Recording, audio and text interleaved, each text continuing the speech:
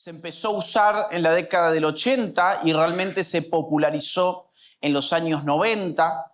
Y la palabra globalización en realidad hacía referencia a una serie de fenómenos vinculados sobre todo al campo de la economía. Las tecnologías de la comunicación y del transporte estaban reduciendo el tamaño del mundo, por ponerlo de alguna forma.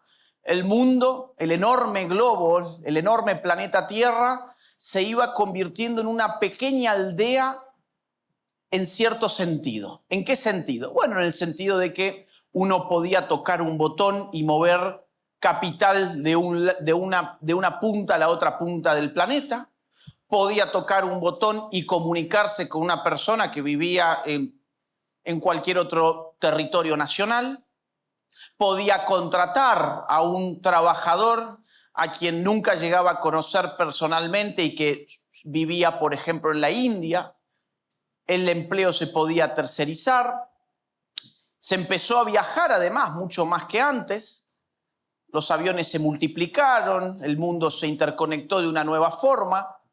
Y a esa reducción del tamaño del mundo, en términos, sobre todo, insisto, económicos, se le denominó globalización. El mundo se había globalizado. Globalismo es otra cosa. Globalismo es un concepto político más que económico. Es un concepto que tiene que ver con el poder político. Vamos a trabajar este concepto. Vamos a trabajar el concepto de globalismo y vamos a tratar de desentrañar algunos de los aparatos que utilizan los globalistas en nuestros tiempos para condicionar a los pueblos. Fundamentalmente vamos a hablar sobre la ONU y su Agenda 2030. ¿Han escuchado el discurso de Javier Milei? Bueno, claro. El tema se está empezando a popularizar gracias a episodios como el que acabamos de ver en el marco de las Naciones Unidas, que por primera vez un presidente se enfrenta a la Agenda 2030. Pero Javier Milei tuvo 15 minutos para hablar. Ese es el tiempo que le dan a los jefes de Estado, 15 minutos para hablar en ese foro. Nosotros aquí tenemos afortunadamente un poco más de 15 minutos porque no vamos a hacer un discurso, sino que vamos a aprender. Vamos a tratar de comprender qué es la Agenda 2030, cuál es su origen, cuál es su poder, cuál es su alcance. Acto seguido, vamos a hablar sobre la OEA, la Organización de los Estados Americanos y su sistema interamericano de derechos humanos. Vamos a ver cómo ese sistema de la OEA está redefiniendo lo que entendemos por derechos humanos. Están creando derechos humanos que no existen en las convenciones que los estados han firmado para obligarnos, en el caso puntual de OEA, con las políticas de ideología de género. Ese es el programa de esta conferencia y vamos a por ello. Tengo entendido que alguien me va a ayudar con la presentación. Si es así, por favor, vamos a la próxima. Bien. Para entender el globalismo hay que entender un concepto fundamental llamado soberanía. Los estados nacieron en un momento bien concreto de la historia. El Estado no es una criatura ahistórica, no ha existido siempre. El Estado moderno, tal como lo conocemos, data aproximadamente del siglo XVI. Al mismo tiempo que el Estado moderno nacía un nuevo concepto político que lo acompañó en todo su desarrollo. Ese concepto político es el de soberanía. ¿Qué significa la palabra soberanía? Significa el derecho que tiene una determinada entidad a decidir en un espacio geográfico bien determinado. La soberanía reside en aquel que decide el orden normativo de una sociedad, aquel que tiene el poder para decidir sobre las leyes. ¿Por qué el Estado moderno nace junto con el concepto de soberanía? Porque antes del Estado moderno tenemos un contexto de política medieval, tenemos un orden feudal. Y en el orden feudal la dispersión del derecho es inmensa. Tenés derecho divino, el soberano en realidad es Dios, y cuando en el orden medieval uno dice que Dios elige al rey, no es una forma de darle al rey poderes absolutos, al contrario, es una forma de limitar el poder del rey al derecho divino, cosa que va a cambiar cuando el concepto de soberanía cambie en un contexto moderno a partir del siglo XVI. Además de derecho divino, tenemos derecho natural, tenemos los órdenes normativos que surgen de la costumbre, de los usos y de la tradición. El derecho en un orden medieval es muy distinto y la configuración del poder político es muy distinto de lo que el mundo va a empezar a ver a partir del siglo XVI. Siglo en el que ya sabemos que nace el Estado moderno junto con el concepto moderno de soberanía. Por eso hoy somos capaces de definir al Estado como la organización que monopoliza el uso de la fuerza sobre un territorio. Fíjense ustedes que esa definición trae implícito el concepto de soberanía. ¿Qué significa que el Estado monopolice la fuerza? Significa que sobre ese territorio él es el que tiene derecho a usar la fuerza sobre los demás. Porque ese monopolio, además, la definición de Estado, que se sugiere habitualmente, le agrega la palabra legítimo. La fuerza que ejerce el Estado es una fuerza legítima. Con lo cual, vamos a suponer, mi amigo Miklos me roba mi celular. Si yo quiero ejercer la fuerza contra Miklos para que me devuelva el celular, yo no tengo derecho a usarla en contra suyo. Yo tengo que ir a pedirle al Estado, que es el único que le ejerce legítimamente, que haga cumplir la ley y que, en este caso, coaccione a Miklos no solo a que me devuelva el celular, sino que de alguna forma pague una pena. Si yo accionara violentamente contra Miklos, y vamos a suponer que en un rapto de ira termino con la vida de Miklos, yo voy a tener un gravísimo problema por más que Miklos me haya robado anteriormente el celular, porque me van a decir, señor, usted no tenía derecho a usar la fuerza, usted tenía que venir a solicitar al Estado como entidad monopólica, la entidad que monopoliza el uso de la fuerza, a que ella ejerciera la fuerza. Esta idea o esta noción inicial que podemos tener de Estado es la noción que surgió, vamos a la próxima, por favor, es la noción que surgió de un filósofo del siglo XVII. Sí, esto es, digamos así, lo que estoy intentando hacer ahora es resumir todo un curso de ciencia política en una hora. Entonces, síganme al máximo posible porque van a ver cómo a partir de este marco que estoy dando se va a entender perfectamente el tema del globalismo. Siglo XVII, y digo esto porque quizás ustedes digan, ¡ay, pero yo quería escuchar Agenda 2030! Ya vamos. Déjenme seguir, siglo XVI, ahora siglo XVII, estamos avanzando. Siglo XVII se publica el libro que lleva la tapa más importante de la historia de la literatura política habida y por haber. Esta es la tapa de un libro llamado, a ver si alguien sabe, Leviatán. Bien, hay gente acá que lo sabe muy bien. Leviatán. Tenemos acá un monarca, pero vaya curiosidad, el monarca está compuesto, ¿se dan cuenta que el monarca está compuesto de individuos? Esto quiere decir la filosofía política de su autor, Thomas Hobbes, en el siglo XVII, que buscó explicar el Estado moderno de esta manera. Los individuos, cuando no se organizan en un cuerpo político, esto es un cuerpo político, tienden por naturaleza a matarse entre ellos. Si no hubiese un cuerpo político en la filosofía de Hobbes que ordenara nuestra convivencia, que la reglamentara y que ejerciera poder de policía, nosotros nos estaríamos matando porque somos criaturas ambiciosas, egoístas, violentas. Entonces estaríamos en lo que Hobbes denominaba una guerra de todos contra todos. Pero además de ser egoístas, violentos y ambiciosos, somos criaturas racionales. Por lo tanto, Hobbes sale por esa puerta que deja abierta y dice, como somos racionales, un día nos damos cuenta que es razonable hacer un pacto social y acordar entregarle nuestro poder de fuerza individual a una entidad política superior, a un soberano. Volvemos a nuestro concepto, a un soberano. Este soberano es absoluto. Por eso Hobbes lo representa como un cuerpo constituido por todos los individuos, porque todos los individuos han entregado ese poder físico, ese poder violento a su autoridad política. Vamos a la próxima, por favor.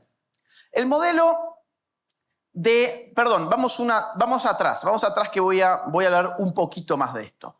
Claro, en el mismo siglo XVII, pero pocas décadas más tarde, la filosofía política inglesa da un salto más allá porque va a aparecer otro autor llamado John Locke. John Locke va a decir, miren, esto en efecto es un modelo interesante, pero la resultante me deja a un individuo que pierde demasiado en este pacto social. Pierde demasiado porque no tiene derecho a la propiedad, no tiene derecho a la vida, no tiene derecho a la libertad, y esos derechos son naturales, son prepolíticos, dice Locke.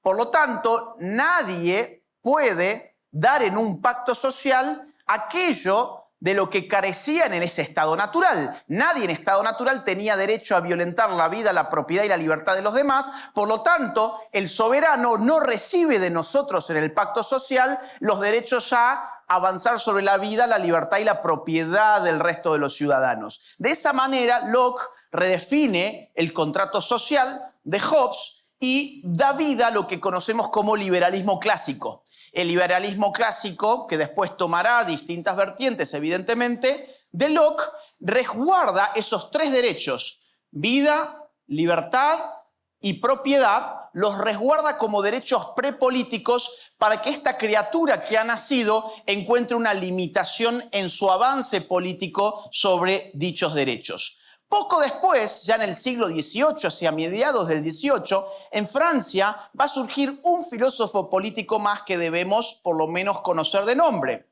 Rousseau. Rousseau va a decir, bueno, miren, esto es muy interesante, pero ¿por qué ese contrato social le da a el soberano todo el poder en lugar de permanecer el poder en el seno del pueblo? ¿Por qué el pueblo se junta para constituir un cuerpo político y el gobierno político se transforma en soberano y no reside la soberanía en el cuerpo del pueblo?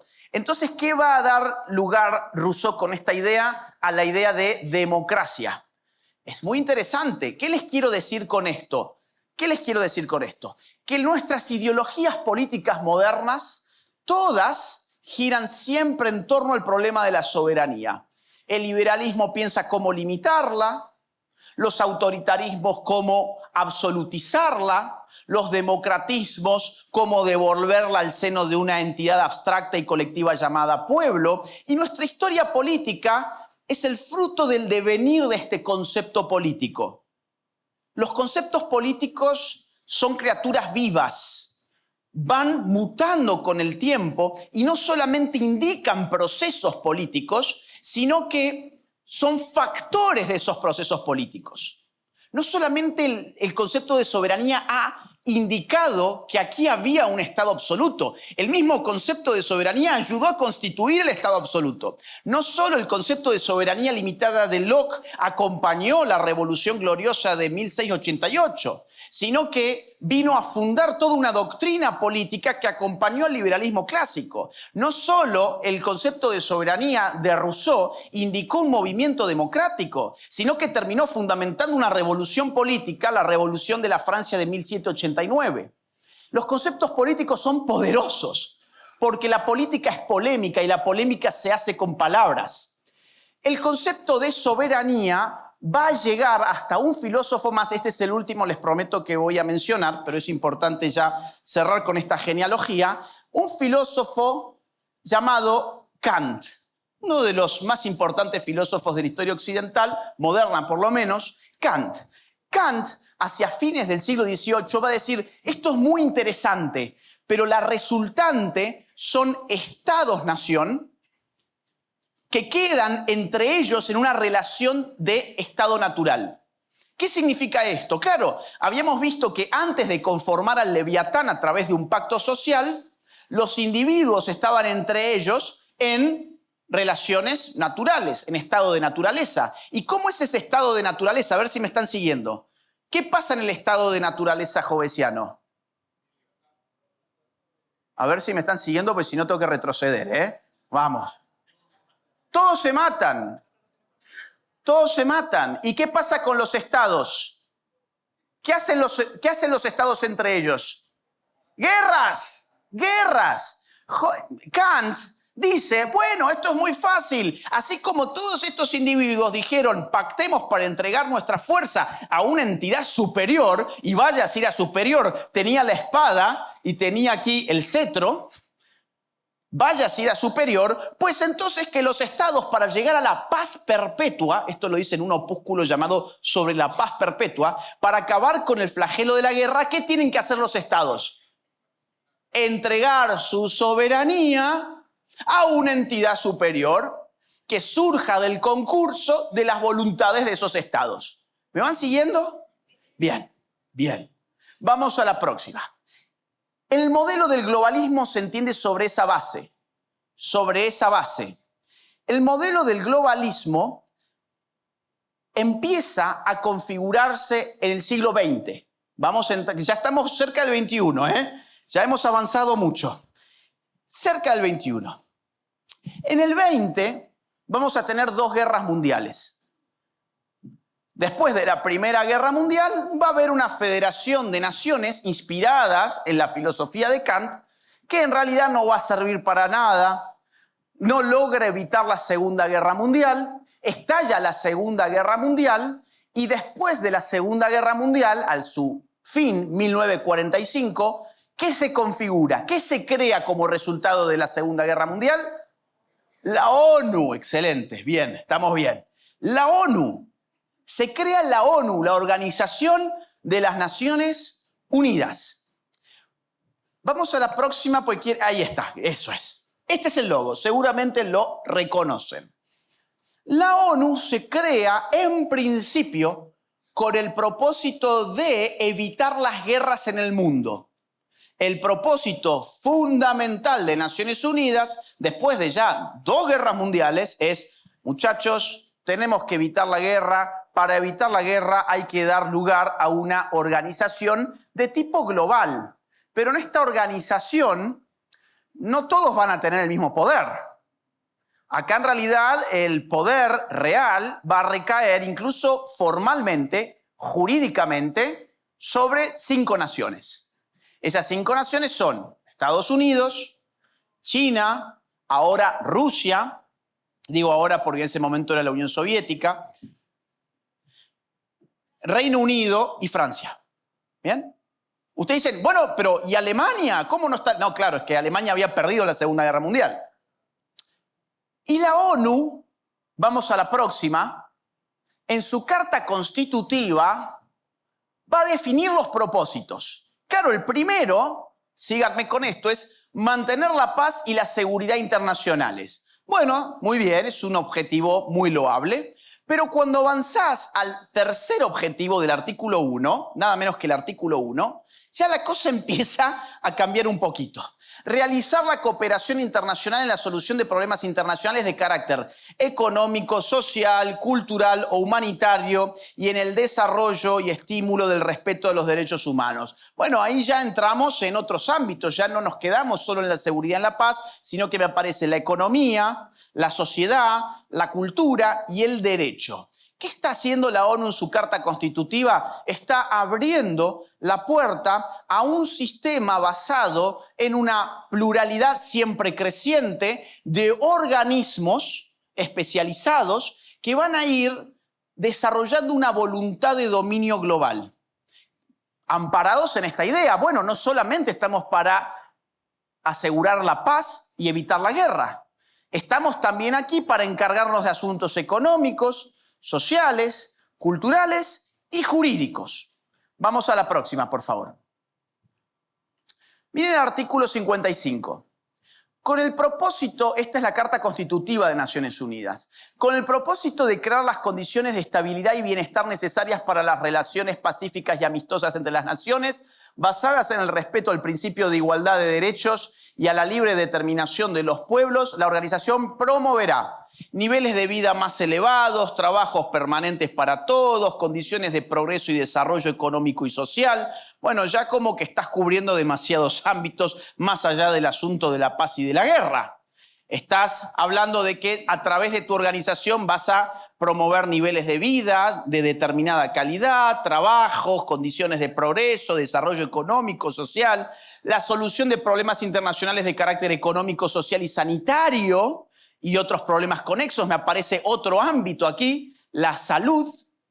3, la cooperación internacional en el orden cultural y educativo y el respeto a los derechos humanos. Me aparece el orden de la cultura y el ámbito de la educación. Cuando uno empieza a ver esto más de cerca, dice, son demasiados ámbitos los que pretende abarcar una organización compuesta por estados. ¿Qué puede salir de acá? Bueno, todavía estamos en eso. ¿Qué puede salir de acá? Vamos a la próxima. Además, el artículo 71 de la Carta Constitutiva define que las organizaciones no gubernamentales van a ocuparse de determinados asuntos en el marco de Naciones Unidas. Con lo cual, no solamente son los estados los que van a discutir y tener un rol en Naciones Unidas, sino que las famosas ONGs. Esto es muy importante que se entienda. ¿Por qué? Porque si yo, vamos a suponer, soy un magnate muy poderoso, que tengo determinada agenda política, económica o social, con mi dinero puedo crear una fachada llamada ONG, meterla en las salas de negociación y determinar políticas globales en nombre de supuestas causas humanitarias. Ejemplos al respecto sobran. Les comento uno, IPPF. La International Planned Parenthood Federation tiene un rol imprescindible, poderosísimo, dentro nada menos que del Fondo de Población de Naciones Unidas, que es uno de los fondos especializados de la ONU encargado de monitorear y controlar el desarrollo demográfico de los pueblos. Justo en aquel que se encarga de la gestión de las poblaciones, quien tiene asiento imprescindible ahí es una ONG llamada IPPF, que además promueve y provee abortos. Vamos a la próxima. ¿Cuál es el fundamento de los derechos humanos de la ONU? Esto fue un problema muy interesante. Ustedes habrán visto que decía allí que la ONU iba a monitorear los derechos humanos, que los derechos humanos entraban en su competencia. El enorme problema que hubo es que había que definir cuáles eran los derechos del hombre, cuáles eran los derechos humanos. Ahora, para definir derechos humanos, lo que uno tiene que discutir es la fuente del derecho. ¿De dónde surge el derecho? Surge de lo que llamamos naturaleza humana, por ejemplo. Y en ese sentido, ¿a qué le llamamos naturaleza humana? Es un problema inmenso. ¿Le llamamos naturaleza humana a un determinado tipo de datos antropológicos? ¿O le llamamos naturaleza humana a, por ejemplo, el carácter evolutivo de la biología? Ese fue un problema real que se dio en el seno de la ONU. ¿O el derecho acaso viene de Dios? Había naciones que decían, pero oigan, el derecho en realidad viene de Dios. El derecho viene de una naturaleza humana. Otros decían, no, el derecho humano es una fabricación política. Nadie se ponía de acuerdo, pero todos querían derechos humanos. Al final resolvieron esto diciendo, miren, nos olvidemos de la fuente del derecho, no importa de dónde vienen los derechos humanos, definamos de una vez algunos derechos humanos para decir al mundo, estos son. ¿Cómo los definieron? Fue una transacción política. Fue una transacción política entre los vencedores de la Guerra Fría que tenían de la Segunda Guerra Mundial, que tenían paradigmas ideológicos y filosóficos diametralmente opuestos. El Occidente, el liberal capitalista, con el Este, o con el Oriente, de tipo socialista materialista. Y entonces uno en la Declaración Universal de los Derechos Humanos del año 48 puede encontrar derechos liberales clásicos, vida, libertad individual, propiedad privada, pero también te puede encontrar derechos típicos de la socialdemocracia, por ejemplo, derecho a las vacaciones pagas, derecho a viviendas y ese tipo de cosas. Vamos a la próxima, vamos entrando. Miren lo que dice el derecho de los pactos, Vamos a meternos introduzco esto de otra manera. Vamos a meternos en el asunto de los derechos humanos. No saber cuál es la fuente del derecho humano es un problema enorme, porque ¿cómo discutís el contenido? Es muy difícil.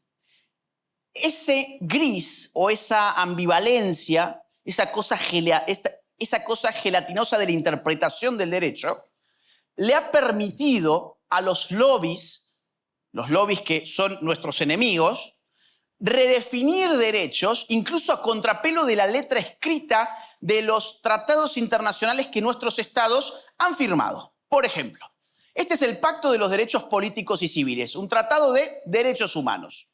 Miren ustedes el artículo 6. Dice lo siguiente: el derecho a la vida es inherente a la persona humana. ¿Qué significa inherente? Que nadie te lo concede, por lo tanto nadie te lo puede quitar, so pena de violentar ese derecho. Este derecho estará protegido por la ley. Nadie podrá ser privado de la vida arbitrariamente. En su inciso 5, además, proscribe la pena de muerte para menores de edad y para mujeres en estado de gravidez. ¿Qué es mujer en estado de gravidez? Embarazadas. ¿Por qué hace una aclaración en el inciso 5 del artículo 6 que está protegiendo la vida de la persona humana de forma inherente además? ¿Por qué hace una aclaración del estado de gravidez? ¿Por qué creen ustedes que está aclarando que bajo ninguna circunstancia se le puede dar pena de muerte a una mujer embarazada? Y ojo, esto es sumamente, es súper interesante porque si esa mujer no estuviese embarazada, pues los estados podrían darle pena de muerte. Ahora, cuando está embarazada, ¿por qué no se le puede dar pena de muerte según este tratado? Porque hay otra vida. Y esa vida es inocente. O sea, ustedes, fíjense, en un segundo captaron la interpretación de esto. Porque es lógica, es evidente, es sentido común. Ahora miren la interpretación, vamos a la próxima. Así es como estos tipos operan. Miren la interpretación que ha dado el Comité de Derechos Humanos de las Naciones Unidas. Tengo que explicar esto. Cuando se firma un tratado de derechos humanos, se conforma a su vez un comité o algún tipo de órgano que interprete y que vele por el cumplimiento del tratado en cuestión. Esos comités suelen estar compuestos por expertos en derechos humanos. Ustedes ya se imaginarán a qué le llaman expertos. Suelen ser militantes políticos de las agendas progresistas que se dicen a sí mismos expertos y luchan para conseguir su asiento en este tipo de organismos. En el Comité de los Derechos Humanos de las Naciones Unidas se les solicitó que interpretaran el derecho a la vida. Miren la interpretación que hace. Todas las restricciones jurídicas que limiten la capacidad de las mujeres para someterse a un aborto no deben, entre otras cosas, poner en peligro sus vidas ni exponerlas a dolores o sentimientos o sufrimientos físicos o psíquicos.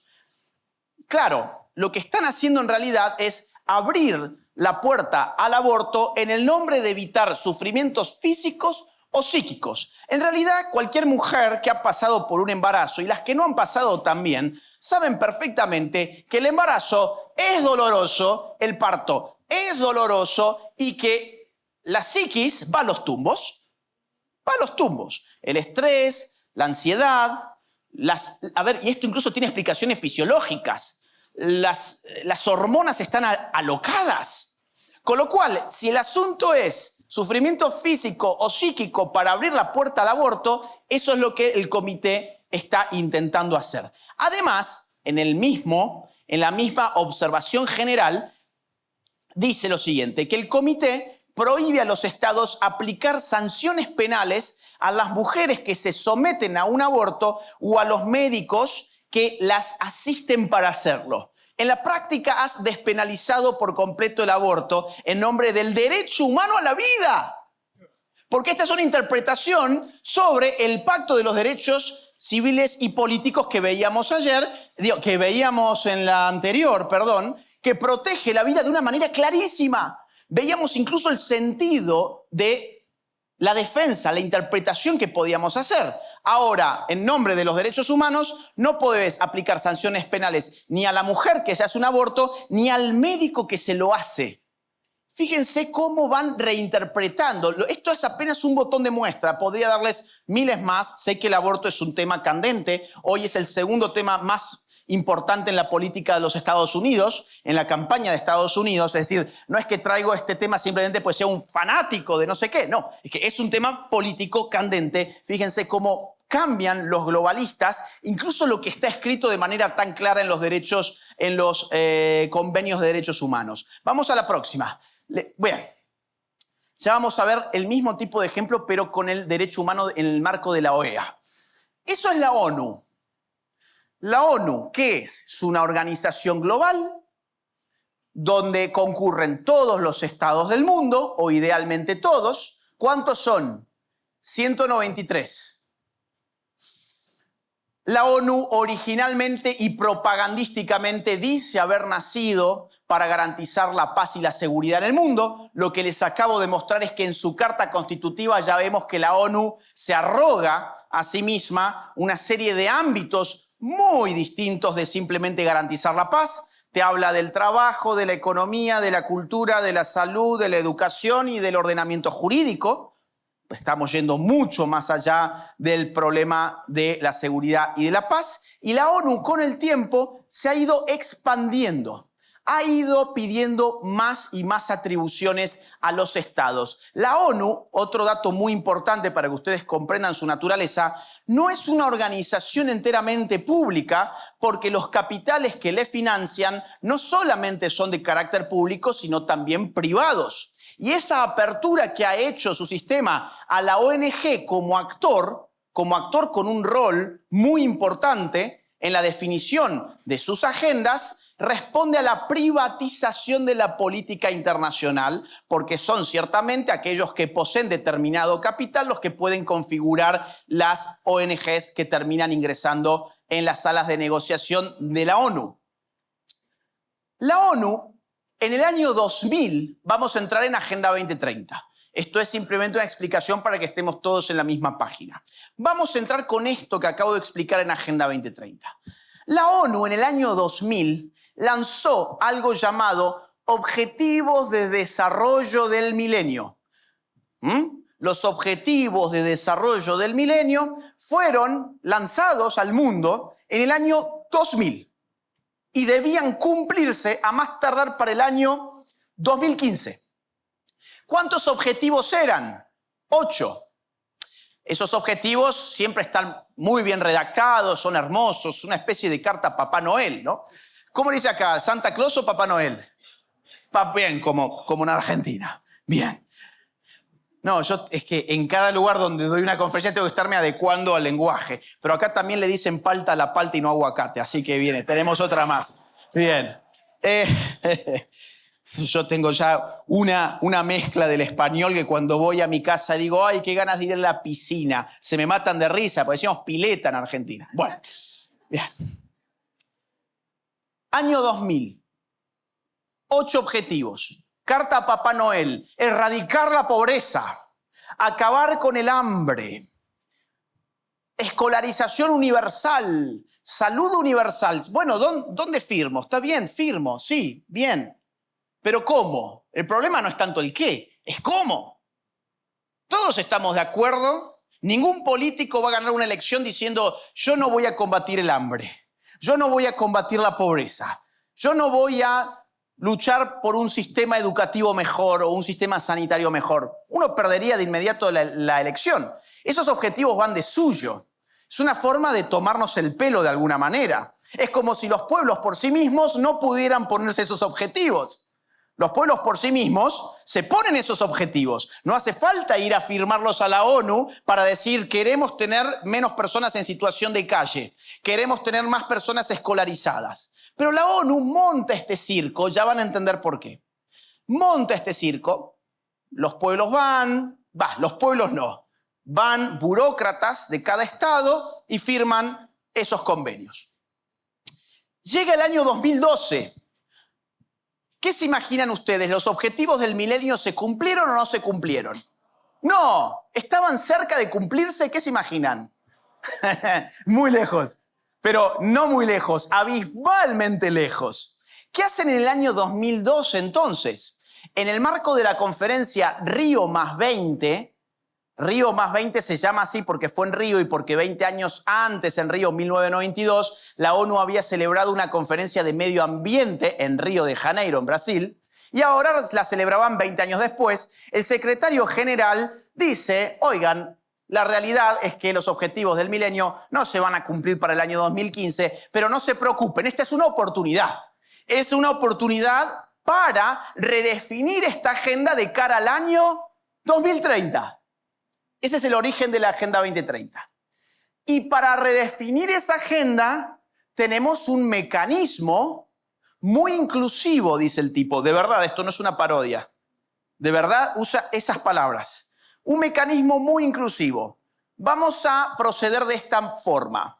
Un grupo de tarea abierto, así es como le llama, grupo de tarea abierto, va a definir los objetivos y está compuesto por 30 personas. 30 personas van a definir los objetivos. Otro grupo de expertos en financiamiento va a definir los mecanismos para financiar estos objetivos. Y un tercer grupo llamado Foro Político de Alto Nivel va a llevar a cabo las discusiones de tipo política, compuesto por 27 personas. Si ustedes suman, grupo de tarea abierto, ¿cuánto tenía? 30.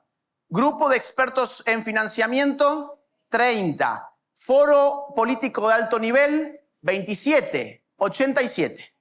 Sumemos, 87 personas definieron la Agenda 2030. Las 30 personas del grupo de trabajo abierto, a su vez, estaban asistidas por, atención a esto, 40 organismos de Naciones Unidas. Había más organismos de Naciones Unidas definiendo los objetivos de la Agenda 2030 que personas elegidas supuestamente por los estados para definir los objetivos de la Agenda 2030. Y cuando uno estudia, yo lo he hecho, esto está en mi próximo libro, que digo próximo y no nuevo porque todavía no salió, sale en 15 días más o menos, el libro Globalismo, están todos los informes ahí puestos. Es muy interesante porque los informes de los grupos de expertos de Naciones Unidas es precisamente un copy and paste de lo que el grupo de tarea abierto va a hacer para definir la Agenda 2030. O sea, ¿quién definió la Agenda 2030? Una microélite globocrática. Una microélite que nadie eligió, no conocemos, es muy probable que ni siquiera ellos conozcan ni Perú ni Argentina, no conozcan nuestra cultura, pero estos tipos definieron 17 objetivos, acá los vemos. Esta es la página oficial, el nombre de la agenda es Objetivos de Desarrollo Sostenible, que viene a ¿qué? A reemplazar la agenda de los Objetivos de Desarrollo del Milenio. Pero ahora ya no son 8, sino que son 17. Y que además tienen 169 metas. Y además tienen un sinfín de indicadores para controlar que los estados concreten estos objetivos. Miren, esto es tan absurdo como vamos a hacer el siguiente ejercicio. Supónganse que yo gano $1000 por mes. Y yo les digo, mi objetivo es comprarme un Ferrari el mes que viene. ¿Ustedes qué me van a decir? No te va a dar, no es un buen objetivo, no porque la Ferrari sea mala, ese es el punto, no porque la Ferrari sea un mal auto, sino que no es un buen objetivo porque no lo vas a cumplir. Ponete otro objetivo, un objetivo realizable. Imagínense que pasan los 30 días y nos vemos de nuevo y ustedes me preguntan, ¿y te pudiste comprar el Ferrari? ¿Yo qué les voy a decir? Bueno, no, pero ¿sabés qué? Aprendí. Voy a redefinir mi objetivo. Ahora mi objetivo es comprarme una nave espacial para visitar la Luna. Ustedes me van a decir, pero no seas tonto, si no pudiste con el Ferrari, mucho menos vas a poder con la nave espacial, no sos Elon Musk. Bien, ganás $1.000 por mes, no vas a poder. Ese mismo absurdo es este. No pudiste con tus 8 objetivos entre el año 2000 y el 2015 y en lugar de redefinir un plan, al menos realizable, no. Ahora pusiste más del doble de objetivos, ahora 17, y pusiste 169 metas. Y dijiste además que esa era la agenda de la humanidad. La agenda de la humanidad. Digo, o nosotros no somos parte de la humanidad o esto no tiene nada que ver con la democracia. ¿A quién de acá alguna vez le consultaron si estaban de acuerdo con la Agenda 2030? ¿A quién encuesta una vez a debatir algún foro sobre Agenda 2030? Aunque sea una encuesta oficial, alguien. Yo nunca en mi vida, y miren que he recorrido todo el continente, nunca en mi vida conocí a una sola persona, ni a una, que le hayan consultado, ¿qué opinás del objetivo 13?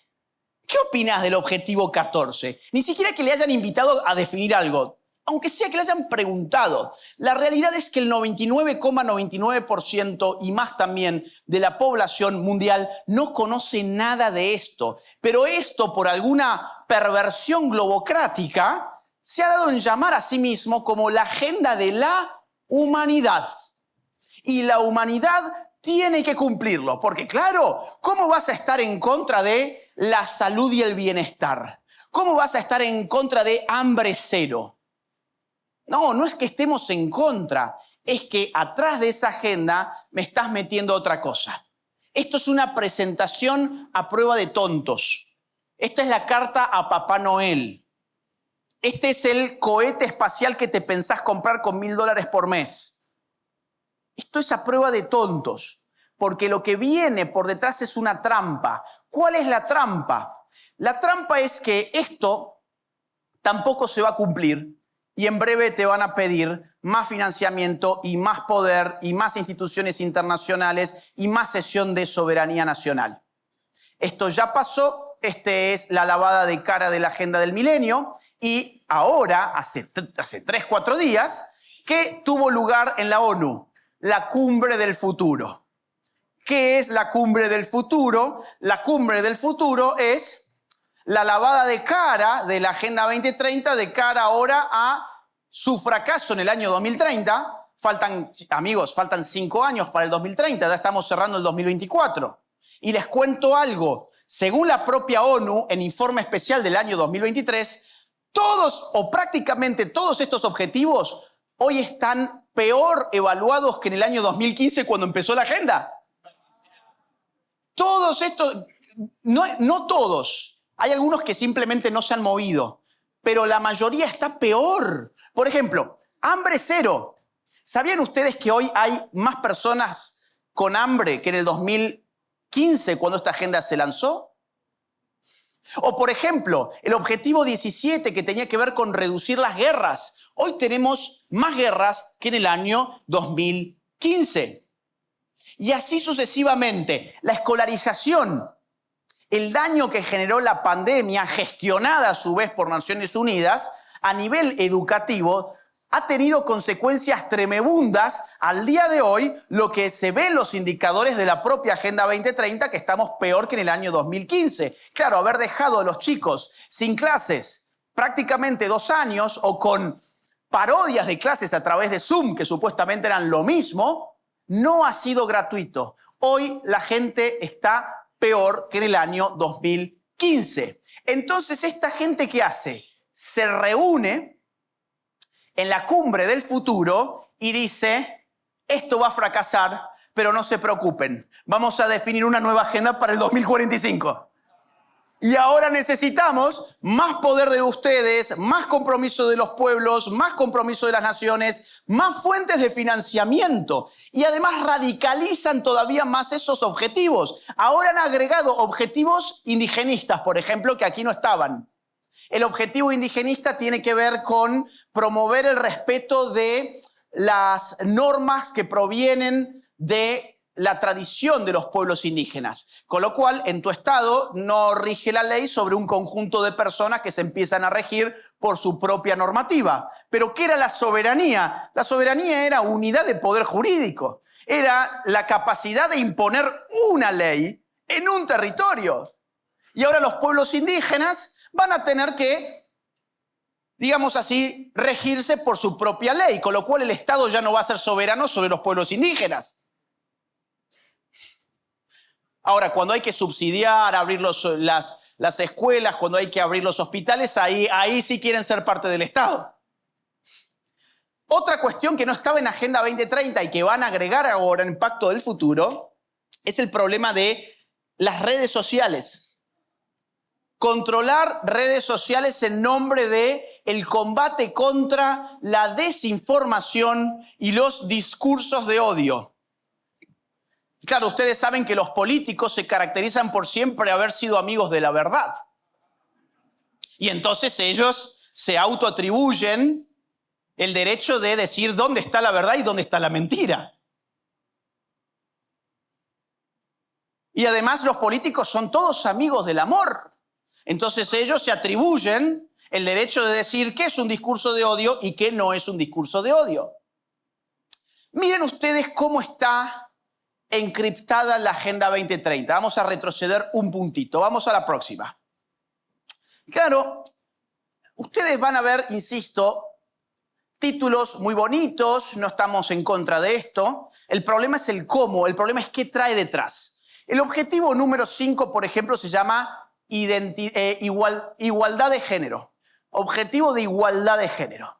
Yo les dije que había 169 metas, porque las metas están distribuidas a lo largo de los objetivos. Estas son las metas del objetivo 5. Miren las 6. Miren cómo está esto de encriptado para decir que estás condicionado a aplicar aborto. Meta 5.6. Asegurar el acceso universal a la salud sexual y reproductiva y los derechos reproductivos según lo acordado de conformidad con el programa de acción de la Conferencia Internacional sobre Población y Desarrollo. Bien. Claro, uno lee eso y dice, bueno, la verdad no sé qué quiere decir. Después me agrega la plataforma de acción de Beijing. A menos que yo haga una investigación profunda de qué se dijo en estas conferencias internacionales y a qué se comprometieron los estados, yo no voy a tener idea qué dice esta meta. Pero bueno, como yo me dedico a esto, hice los deberes, entonces les puedo mostrar qué es lo que dicen estas conferencias. Vamos a la próxima, por favor. Próxima filmina, por favor. Esta es la Conferencia Internacional sobre la Población y el Desarrollo, El Cairo, septiembre 1994.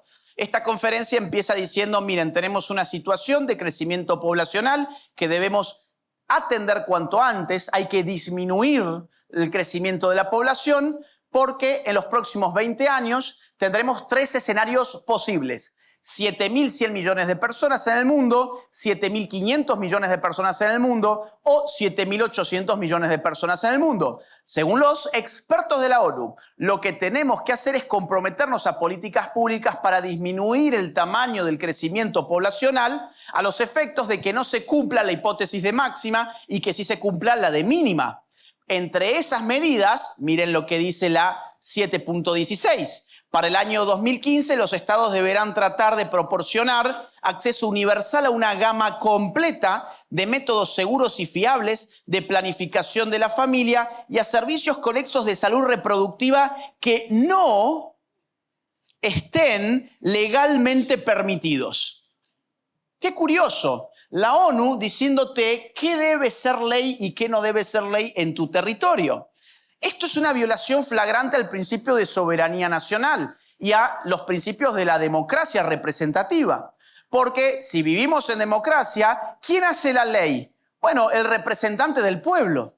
Y el representante del pueblo peruano, del pueblo argentino, del pueblo chileno, obedecen a una representación de distinto contenido. Ahora, el contenido de la representación y la forma misma de la representación política ya queda fuera de juego porque ya la ONU te está diciendo que tenés que legalizar una gama completa de métodos seguros y fiables de planificación de la familia y salud reproductiva. Ustedes me van a decir, bueno, pero ahí no dice aborto. Tranquilo, tranquilo. Vamos a la próxima y te voy a mostrar cuándo lo define. 7.6. Mediante el sistema de atención primaria de salud, todos los países deben esforzarse porque la salud reproductiva esté al alcance de todas las personas de edad apropiada lo antes posible y a más tardar para el año 2015. Recuerden que esto es del 94. La atención de la salud reproductiva en el contexto de la atención primaria de la salud debería abarcar, entre otras cosas, 2 puntos. Ahí está la definición. Ahora, a ver, entre todo este humo, acá me va a definir en concreto qué es salud reproductiva.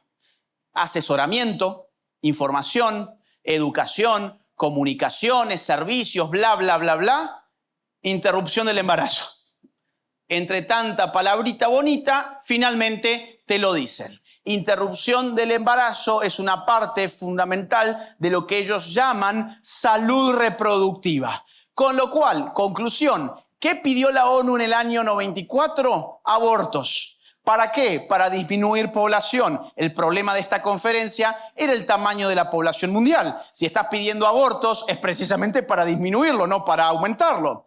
¿Qué te pide la Agenda 2030 en el ejemplo que dimos, el 5.6? Te pide que de una buena vez cumplas con lo que se acordó en El Cairo en esta conferencia de población y desarrollo. ¿Ven cómo está encriptado? Cuando en la prensa dicen es mentira, la Agenda 2030 no habla del aborto. Claro, si vos haces control F y pones aborto, no te va a aparecer el objetivo del aborto, porque está encriptado, está oculto. Hay que estudiar estas cosas para llegar a entender qué es lo que te quieren decir. Vamos a la próxima. Vamos a cambiar el ejemplo. Vamos a irnos ahora a nuestro organismo regional, la OEA, Organización Americana de los Derechos Humanos. ¿Están acá conmigo, no? Bien, bien. No se me inquieten porque ahora entramos a un terreno un poco más desconocido. El de la Agenda 2030 yo sé que estaba, o que está, mejor dicho, bastante de moda en este momento por lo que acaba de pasar. Si esta conferencia hubiese sido hace una semana, estaríamos como ahora con la OEA. Así que vamos a explicar OEA. Organización de Estados Americanos. Es la organización regional que responde a Naciones Unidas, pero en el continente americano. ¿Quién la compone? Los Estados Americanos, por eso se llama Organización de Estados Americanos. Ya en su artículo 1 define a la OEA dentro del sistema de Naciones Unidas. Dentro de las Naciones Unidas, la Organización de los Estados Americanos constituye un organismo regional. O sea, su artículo 1 ya muestra ser un apéndice, digamos así, de la ONU. Artículo 30. Esta es la carta constitutiva de la OEA. Los Estados miembros, inspirados en los principios de solidaridad y cooperación interamericanas, se comprometen a unar esfuerzos para lograr que impere la justicia social internacional en sus relaciones y para que sus pueblos alcancen un desarrollo integral, condiciones indispensables para la paz y la seguridad. El desarrollo integral abarca los campos económico, social, educacional, cultural, científico y tecnológico. Otra vez, no es solo la paz y la seguridad, acá estamos hablando de un montón de ámbitos que ya no van a tener asiento en las comunidades reales, sino que van a ser reenviados hacia burocracias de tipo internacional cada vez más crecientes. Vamos a la próxima. La Convención Americana de los Derechos Humanos es el tratado de derechos humanos fundamental del sistema humanos para el ser americano de los derechos humanos. Aquí se definen los derechos humanos para el sistema de OEA. Es bien interesante que tengamos por un lado los derechos humanos de la ONU, por otro lado tenemos los derechos humanos de la OEA, cuando estamos hablando de un mismo sujeto jurídico, que es el humano. En esa dispersión de los derechos humanos podemos ver en cierta medida su ficción. Es decir, si hubiese un derecho humano, debiera ser unívoco en lugar de tener tantas instituciones distintas que están definiendo derechos humanos a su vez distintos. Pero vamos a meternos en un ejemplo que me parece bien interesante para entender cómo modifican el propio sistema interamericano lo que dice la convención que debiera tutelar. Repito, el Sistema Interamericano de Derechos Humanos debiera tutelar esta convención y sin embargo la modifica. Miren esto. Toda persona tiene derecho a que se respete su vida. Este derecho estará protegido por la ley y en general a partir del momento de la concepción. Nuestro Sistema Interamericano de Derechos Humanos es muy claro al respecto. Respeta la vida humana como derecho humano desde el momento de la concepción, según su artículo 4, inciso primero. Vamos a ver cómo se ha interpretado esto. Vamos a la próxima. La Convención Interamericana para prevenir, sancionar y erradicar la violencia contra la mujer, mejor llamada Convención de Belém do Pará, es parte del sistema jurídico de los derechos humanos en la OEA. Como recién les expliqué, cuando se firma un tratado de derechos humanos, se crea un comité que se encarga de interpretarlo, ¿bien? Que se encarga de vigilarlo, que se encarga de que se respete. Para este caso, se creó el Comité de Expertas del Mecanismo de Seguimiento de la Implementación de la Convención Interamericana para Prevenir, Sancionar y Erradicar la Violencia contra la Mujer, mejor conocido como MESECVI. En la interpretación que hace este comité, que en realidad son todas feministas, la creadora del pañuelo verde es parte de ese comité. Así les digo, no es un chiste, literalmente la que se arroga haber creado el pañuelo verde es parte del comité de las expertas. Dice lo siguiente: se evidencia acuérdense que ¿qué es esto? Esto es una convención de derechos humanos para prevenir la violencia contra la mujer. Fíjense cómo de repente prevenir la violencia contra la mujer se convierte en una excusa para meter el aborto en los pueblos. Se evidencia una forma de violencia de género, dice el texto, que nace de la negación de importantes derechos humanos vinculados a los derechos a la vida, salud, educación, seguridad personal, a decidir sobre la vida reproductiva, a decidir el número de hijos e hijas y cuándo tenerlos, a la intimidad y la libertad de conciencia y de pensamiento de las mujeres, entre otros derechos. En legislaciones donde los derechos sexuales y reproductivos no son protegidos ni reconocidos, se puede incurrir efectivamente en graves violaciones a estos derechos. O sea, un comité que supervisa la Convención para Prevenir la Violencia contra la Mujer, de la nada te reinterpretó el concepto de violencia contra la mujer para decirte que si no permitís el aborto, derechos reproductivos, ya sabemos lo que significa derechos reproductivos en el marco de la ONU, lo acabamos de ver con la Conferencia de Población. Si no legalizás el aborto, estás poniendo en juego los derechos humanos de la mujer a la que no le permitís abortar. Así, de golpe, lo que el texto más importante de los derechos humanos para OEA, que es nuestra Convención Americana, defendía el derecho a la vida desde el momento de la concepción a través de esta convención, y la interpretación antojadiza que hace este comité se convierte en una oportunidad para legalizar el aborto. ¿Qué les parece? Es una cosa tremenda. Vamos a la próxima. Además, se evidencia una forma de violencia de género que nace de la negación de importantes derechos humanos vinculados... este es el que ya leí, perdón. Además, el Comité de Expertas insiste sobre la necesidad de que los estados establezcan servicios especializados gratuitos, servicios de salud que cubran igualmente la atención de la salud sexual y reproductiva, así como la interrupción legal del embarazo. Ustedes pensaban que, bueno, está forzando las interpretaciones porque la ONU dijo en el 94 tal y cual cosa. Ahí lo tienen explícito. No es ni siquiera una interpretación mía. Está explícito. Si no legalizás el aborto, estás violentando una convención de derechos humanos. Vamos a la próxima. Los organismos, esto es muy importante, yo sé que esto son cosas técnicas, pero si no entendemos esto no vamos a entender lo que está pasando, no vamos a entender cómo nos la están jugando de esa manera, se están metiendo en estos organismos y modifican la naturaleza primigenia de los derechos establecidos en este tipo de tratados para hacerles decir cosas que no dicen. Ese es el juego que nosotros tenemos que entender cómo se juega. CIDH, Comisión Interamericana de Derechos Humanos, y Corte Interamericana de Derechos Humanos son los dos organismos que que constituyen el sistema interamericano de los derechos humanos. ¿Me siguen? El sistema interamericano, que es el sistema de la OEA, se compone de estos dos organismos. ¿Cuál es la diferencia? Miren, están compuestos por 7 comisionados, está compuesto por 7 jueces. Este es un organismo que se dedica a investigar violaciones de derechos humanos y es un organismo que a su vez puede llevar casos a la Corte de Derechos Humanos, a la Corte Interamericana de Derechos Humanos. Y la Corte Interamericana, a su vez, es el órgano contencioso, o sea, es el que finalmente falla en casos y también da opiniones consultivas. Si tenemos esto claro, podemos seguir. Este se dedica a investigar y a producir informes y este se dedica a llevar adelante ya los casos contenciosos y a dar opiniones consultivas. Es importante esto porque les voy a dar ejemplos y van a ver cómo manipulan el sistema. Vamos a la próxima. Vamos a empezar por la CIDH. Tengo todavía algún tiempo. Yo recién les dije, miren, la ONU es un híbrido público-privado. Es un híbrido porque ahí financian empresas. Bill Gates, por ejemplo, es uno de los mayores donantes de la OMS.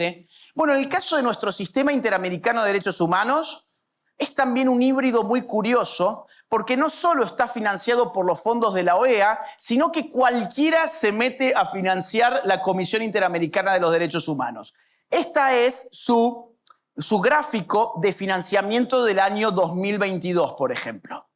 Tenemos que el 53% eran fondos regulares de la OEA y el 46% eran lo que ellos llaman fondos específicos. ¿Qué son fondos específicos? Fondos que no son de la OEA. Pueden ser de España, de Francia, de Suiza, de Suecia, de Holanda, de Reino Unido, o pueden ser de empresas, vamos a la próxima, pueden ser empresas, que acá las tenemos, este es el informe financiero, por ejemplo, Facebook.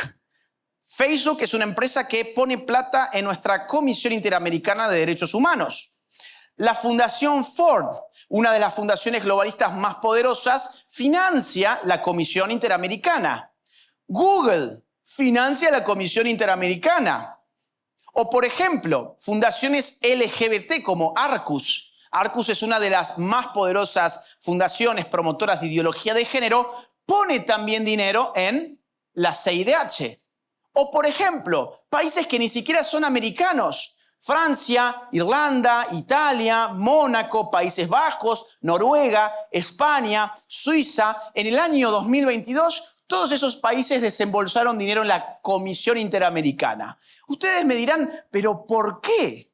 ¿Qué le importa a España poner plata en un organismo que no tiene nada que ver, en principio, con lo que pasa en el territorio español? ¿O por qué Arcus, o por qué Facebook, o por qué Google van a poner plata ahí? Bien, vamos a investigarlo. Próxima.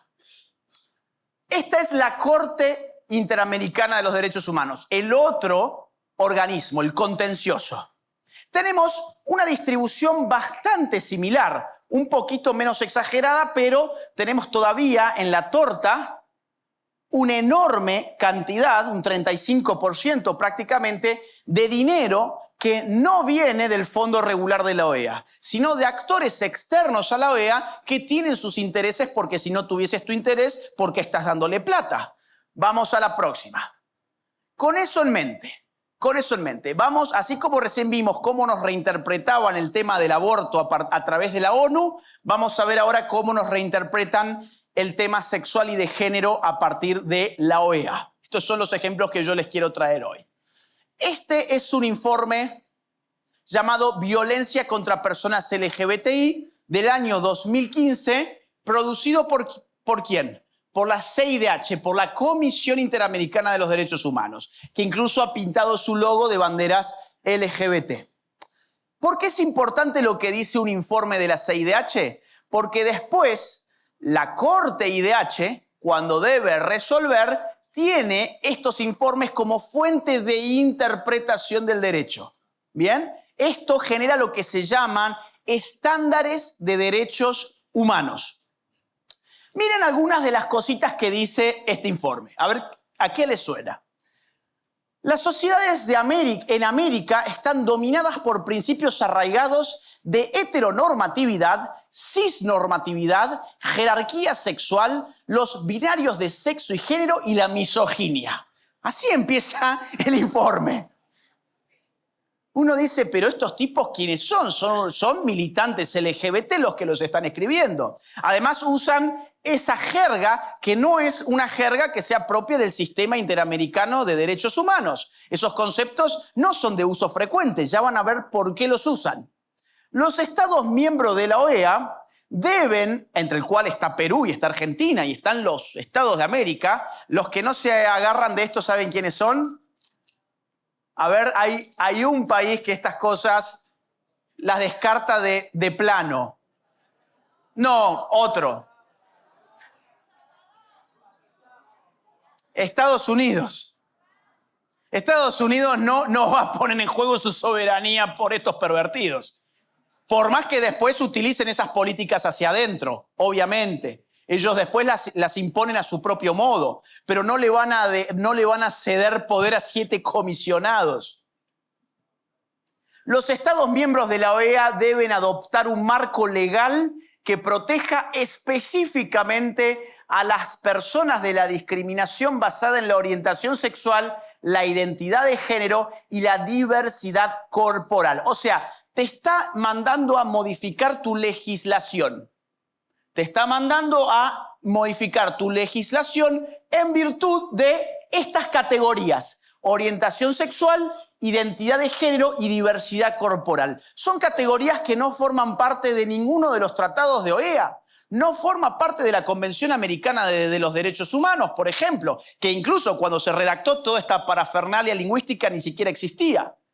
La Comisión, la CIDH, reconoce la autoidentificación de cada persona como principio rector. ¿Qué significa esto? Que la CIDH parte de este axioma. Si vos te autodefinís de esta manera, sos lo que decís ser.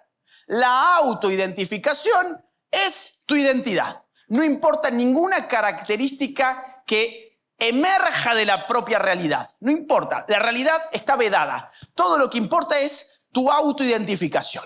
Próxima.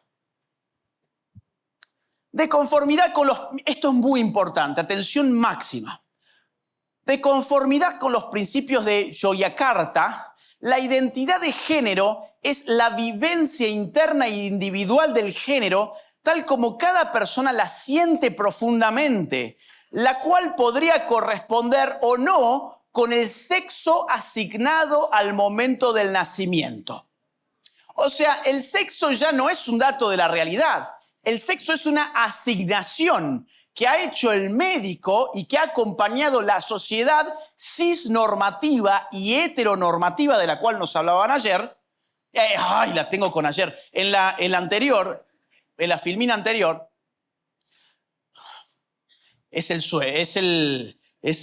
miren, hace un mes que no estoy en mi casa.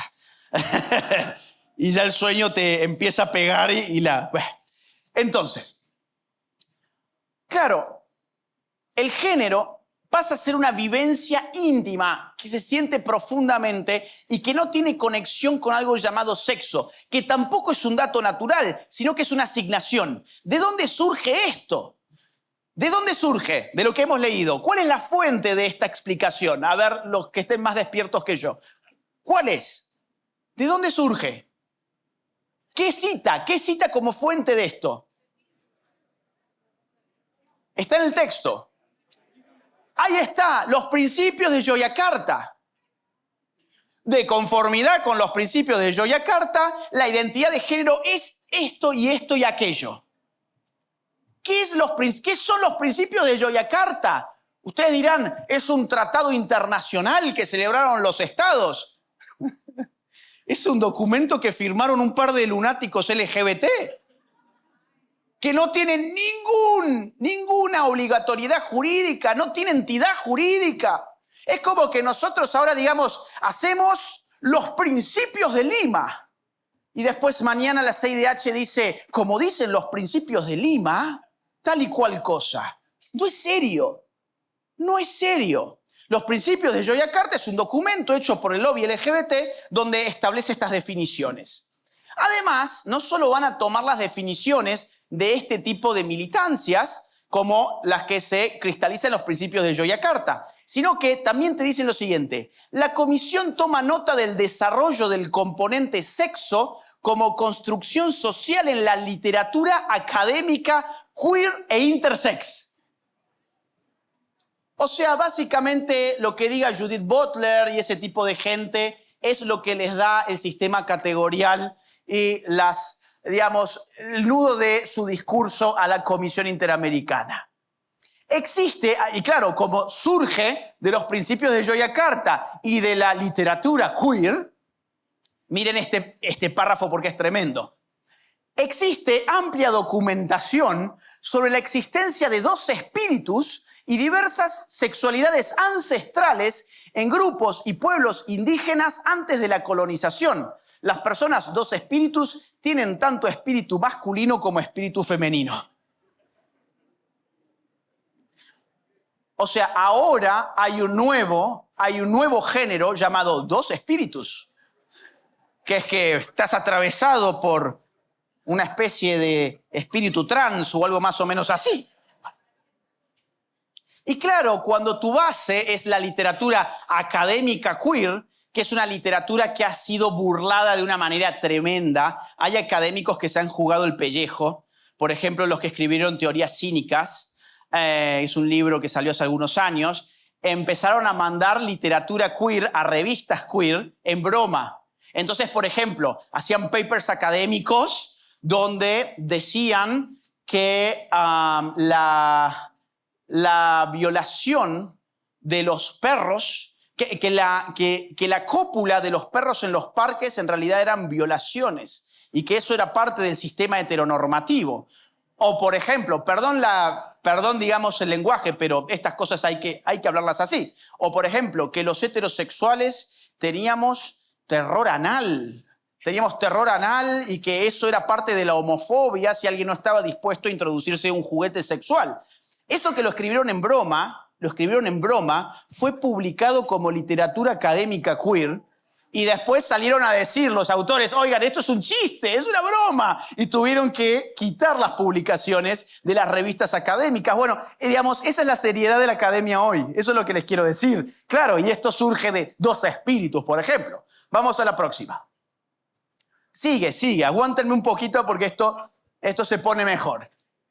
La CIDH ha indicado que los tratados internacionales de derechos humanos, tales como la Convención Americana, son, atención, instrumentos vivos que deben ser interpretados de conformidad con los tiempos actuales y con base en un criterio evolutivo. ¿Por qué se cubren de esta forma? Porque lo que van a hacer es inventarse derechos que no existen en la Convención Americana. En la Convención Americana no hay nada llamado derecho a la identidad de género y, sin embargo, estos informes tienen como propósito instalar la idea de que eso es un derecho humano.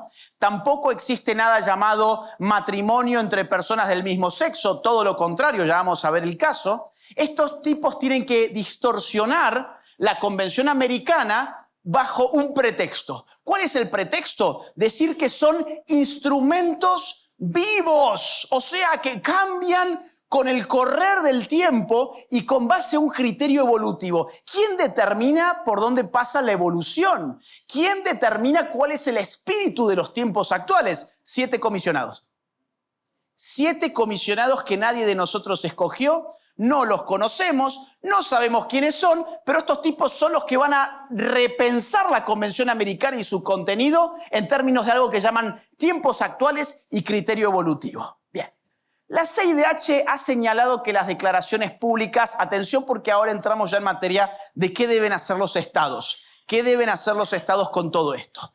La CIDH ha señalado que las declaraciones públicas positivas por parte de autoridades del Estado son un factor clave en la lucha contra la estigmatización de las personas LGBTI. O sea, primer punto, necesitamos para respetar los derechos humanos de los LGBT que las autoridades públicas constantemente den declaraciones positivas sobre el LGBT. Ya que los estados juegan un rol crucial en guiar los cambios sociales. Queremos un cambio social guiado ¿por quién? Por el Estado. ¿En favor de quién? del LGBT. ¿Cómo? Bueno, una de las cuestiones es expresiones positivas. Las políticas estatales dirigidas a educar al público sobre derechos humanos con una perspectiva de género y diversidad no debe limitarse a los ámbitos educativos. Por el contrario, deben ser transversales en todos los ámbitos en los que opera el Estado. El género debe transversalizar el espacio público, debe ser incorporado en todas las dimensiones. La salud, además de la educación, la salud, las Fuerzas Armadas, la policía, la justicia, la administración. Todo lo que tenga en su poder el Estado debe ser penetrado por algo llamado perspectiva de género. Esto ya fue ordenado en realidad por Naciones Unidas en la plataforma de Beijing que citaba la Agenda 2030 recién. No se los comenté porque me focalicé en aborto, pero esto data del año 95. Los estados deben promover, miren esto, los estados deben promover que los medios de comunicación jueguen un rol positivo en la lucha contra la discriminación, o sea, promover al LGBTI, básicamente. Garantizar que las políticas y programas educativos estén especialmente diseñados para modificar los patrones sociales y culturales. Esto se llama ingeniería social. La OEA, en este caso la CIDH como órgano de OEA, le está pidiendo a los estados en nombre de los derechos humanos que promueva la modificación de los patrones sociales y culturales. Ya no se trata de respetar derechos que ya están consagrados en una declaración, sino que se trata de modificar a tu población. Vamos a la próxima. ¿Quién financió ese informe? Ellos mismos te lo dicen, no tenemos ni que especular. Miren ustedes, la Comisión Interamericana agradece el apoyo financiero proporcionado por Chile, Dinamarca, Estados Unidos, que no se acoge a estos organismos pero les pone plata, la Fundación Arcus, una fundación LGBT con asiento en Europa, el Programa Conjunto de las Naciones Unidas sobre VIH y SIDA, que es el órgano LGBT de Naciones Unidas, el Reino de los Países Bajos y el Reino Unido, entre el año 2011 y 2015. O sea, toda la plata que esta gente desembolsó esos 4 años se constituyó en este informe que sienta interpretación, sienta estándares de derechos humanos. Próxima, por favor. Próxima. 2 años más tarde, después de este informe, aparece otro. 3 años, este es el 2018.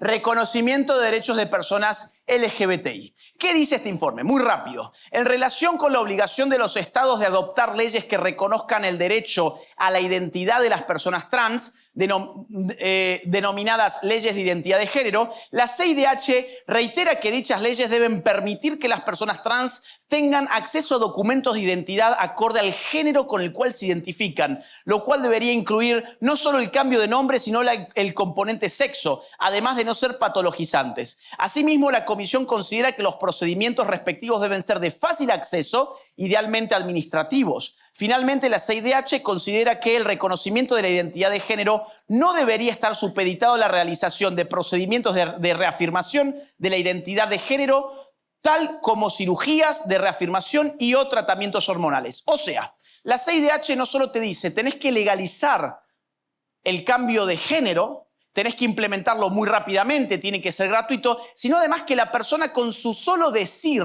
soy de otro género, sin pasar ni siquiera por tratamientos hormonales o cirugías, inmediatamente tiene que ser anotado del otro sexo. La CIDH, miren esto, se opone a la restricción del reconocimiento de la identidad de género exclusivamente a personas mayores de edad. O sea, es una forma de decir, esto vale también para los niños. Le buscan la vuelta de no decirlo de manera directa, pero te lo están diciendo. Esto no se puede reducir a personas mayores de edad. El cambio de género a través del derecho a la identidad de género debe ser aplicable también a menores de edad. Próxima, por favor. La CIDH no puede dejar de expresar, atención, esto es Perú. La CIDH no puede dejar de expresar su preocupación con el avance de sectores antiderechos LGBTI en la región, inclusive en el seno de los poderes del Estado, que se traduce en la adopción de leyes y otras medidas estatales contrarias a los derechos de las personas LGBTI. ¿Por qué digo que esto es Perú? Porque esto en el anexo va a poner el ejemplo de Con mis hijos no te metas. Va a decir los sectores cristianos están poniendo en riesgo al LGBTI a través de la iniciativa y del movimiento Con mis hijos no te metas. Los estados tienen la obligación de diseñar, implementar proyectos que busquen cambios culturales con la finalidad de garantizar el respeto y la aceptación a las personas cuya orientación sexual, identidad de género real o percibido, cuyas características sexuales difieren de los patrones mayormente aceptados por la sociedad. O sea, el Estado ahora tiene de la nada una obligación de cambiar su cultura, de cambiar su cultura sexual en este caso. Es una verdadera locura. Próxima. Asimismo, los estados deben emprender esfuerzos para que las empresas privadas promuevan una cultura de respeto a los derechos humanos de las personas LGBTI en relación con sus funcionarios y sus clientes. A ver, cuando dice una cultura de respeto, no se crean que es eso. Lo que quieren imponer es ideología de género ya no en el sector privado únicamente. Este informe da un paso más allá. El anterior te dijo en toda la administración del Estado. Este te empieza a decir también en la empresa privada. Tenés que meter estos paradigmas en la empresa privada. Asimismo, es importante la creación de instancias gubernamentales específicas para trabajar los derechos, etc. O sea, organismos. O sea, por ejemplo, ministerios. Próxima. La CIDH solicita elaborar e implementar campañas informativas de sensibilización y concientización en los medios de comunicación públicos y privados sobre diversidad corporal, sexual y el enfoque de género. Realizar actividades de capacitación periódicas y sostenidas para funcionarios públicos sobre orientación sexual, identidad de género y expresión de género. Ustedes, a ver, fíjense que esto es una maquinaria. Esto es una maquinaria que viene de una comisión, insisto, que no tiene fundamento democrático y sin embargo baja en nombre de derechos humanos a los estados nacionales. Próxima. Última de esta. La comisión aún señala que los derechos humanos de las personas LGBTI son una parte inalienable de los derechos humanos y que la libertad de religión, atención, la libertad de religión o creencia no puede aducirse para justificar la discriminación contra personas de orientaciones sexuales, identidades y expresiones de género diversas o no normativas. ¿Qué ha anulado de un plumazo esto? ¿Qué derecho humano ha anulado de un plumazo? A la libertad religiosa, porque mañana aparece en la iglesia un hombre que dice que es una mujer y si el pastor o la pastora no lo tratan como una mujer y, por ejemplo, no se le permite ingresar al baño de damas, están violentando sus derechos humanos. Y aunque el pastor o la pastora digan, miren, yo me acojo a los derechos humanos de libertad religiosa y nosotros creemos que Dios lo hizo hombre y mujer y que el sexo no se puede cambiar, y ni siquiera hay que aducirlo de manera religiosa. Biológicamente es así, pero ya el derecho humano a la libertad de religión y de expresión ya no vale nada. No vale nada porque encima de la libertad de religión aparece el derecho LGBTI. ¿Se entiende? El derecho LGBTI pasa a estar por encima del derecho a la libertad de expresión y de religión. Vamos a la próxima. Miren, Convención Americana de Derechos Humanos. Volvemos a la Convención Americana, que es el documento que debiera tutelar la CIDH. Es clarísimo, atención. Este es el artículo 12, inciso 1. Toda persona tiene derecho a la libertad de conciencia y de religión. Nadie puede ser objeto de medidas restrictivas que puedan menoscabar la libertad de conservar su religión o sus creencias o de cambiar de religión o de creencias. Artículo 2, inciso 2. Además, los padres y en su caso los tutores tienen derecho a que sus hijos o pupilos reciban la educación religiosa y moral que esté de acuerdo con sus propias convenciones. Artículo 2, inciso 4. Fíjense cómo derecho de padres de familia, libertad de expresión, de pensamiento, de religión y de conciencia están definidos como derechos humanos en nuestra Convención Americana de Derechos Humanos. No obstante lo cual, ante derechos LGBTI que no existen en la Convención, pierden valor. Pierden valor. Vamos a la próxima. 20 minutos y cerramos, estoy viendo allí. Miren, ¿quién financió ese informe? ¿Quién financió ese informe? Acá está. ¿Sí? Organismos internacionales y regionales, el Wellspring Philanthropic Fund, el Trust de las Américas y la Fundación Arcus. Esa gente puso dinero para financiar, o sea, militantes de género en general. Vamos a la próxima. Último que vemos. Este es del año 2021 ya. Informe sobre personas trans y de género diverso y sus derechos económicos, sociales y culturales y ambientales. Bien. La comisión complementará el estudio de las cuestiones bajo análisis en el presente informe a la luz de los compromisos asumidos en la Agenda 2030. Este informe, a diferencia de los otros, dicen, oigan, nos damos cuenta que en realidad la Agenda 2030 es esto. Tu compromiso ya no es ni siquiera con la CIDH, es con la Agenda 2030 y la CIDH va a interpretar tus compromisos con dicha agenda. La Comisión desea enfatizar que el derecho al reconocimiento de la propia identidad de género también implica el derecho de toda persona a ser tratada de acuerdo con su identidad autopercibida. O sea, si había alguna duda de qué significaba tener derecho a la identidad de género, no significaba simplemente que yo podía decir que a partir de ahora era Agustina. Implica que ustedes tienen la obligación de tratarme como Agustina. Ah, no, pero yo tengo libertad de conciencia, de expresión, de religión, libertad económica. No. Ya no la tenés. Yo, con mi derecho LGBTI, ya me he puesto por encima de tus derechos humanos que sí estaban reconocidos en el tratado original. Vamos a la próxima.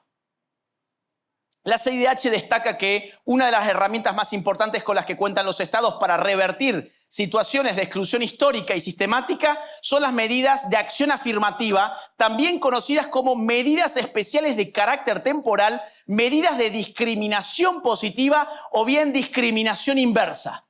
O sea, ¿qué significa esto? Que los estados van a tener que empezar a discriminar a la gente. Le vamos a llamar bonito, discriminación positiva o discriminación inversa. Pero necesitamos tratar desigualmente ante la ley a aquellos que han sido víctimas de procesos históricos de exclusión. Vamos a darles un empoderamiento, dándoles privilegios legales. Ahora, vamos a la próxima. Fíjense cómo esto hiere nuevamente uno de los artículos de nuestra Convención Americana de los Derechos Humanos, el artículo 24. Todas las personas son iguales ante la ley. En consecuencia, tienen derecho sin discriminación a igual protección de la ley. Esto ya no existe más. Tenés derechos LGBTI, lo cual significa que con discriminación positiva siendo impulsada por la comisión que debiera tutelar la letra de esta convención, tenés que tratar desigualmente ante la ley a tus ciudadanos. Si son LGBTI, entonces tendrán sus privilegios. Vamos a la próxima. ¿Quién financió esto? Otra vez, los mismos. El Trust de las Américas, Wellspring, Arcus Foundation, el gobierno de Holanda, etc. Próxima. Último ejemplo. La Corte, ¿se acuerdan que habíamos dicho que hay un organismo contencioso llamado Corte Interamericana de los Derechos Humanos, que además de fallar, emitía opiniones consultivas? Para hacer una opinión consultiva, que es básicamente preguntarle a los jueces de la Corte si tu derecho interno está en consonancia con los derechos humanos del sistema de OEA, el propio Estado debe solicitar, no puede actuar por cuenta propia la Corte e ir a dar una opinión. La opinión tiene que ser peticionada por el Estado interesado. Y la opinión no es vinculante, es una opinión, si no se llamaría de otra forma. La Corte opina y vos después ves qué haces con esa opinión. ¿Se entiende? Además, la opinión solo tiene valor para quien la solicita, porque es una comparación del derecho interno de quien la solicita con el entramado jurídico de los derechos humanos en el sistema de OEA. ¿Me siguen? En el año 2017 llegó la izquierda a Costa Rica. ¿Hay alguien de Costa Rica acá? El PAC.